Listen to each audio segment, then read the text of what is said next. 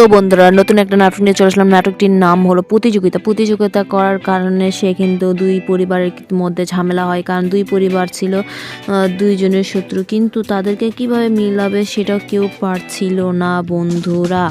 দেখা যায় একটা গহনা একজন শেখরের কাছ থেকে কিনে লাই একজন, তারপর সেটা দেখে সে আর সহ্য করতে পারছিল না, কারণ সেই মহিলার তার ছেলে ভালো পড়াশোনায় নাম্বার 1 হয় এবং তার স্বামীও অনেক টাকা পায় এবং স্যালারি বেড়ে যায়। এটা দেখে সে লোভ করে এবং সে বলে ওসব তো আমার হয়ে গেছে, তো আমি এটা বিক্রি করে দিতে চাই। সে বিক্রি করে দিয়ে অন্যজনের কাছে নিয়ে যায় 80,000 টাকা নেয়। তো বন্ধুরা সে কিন্তু লস করে।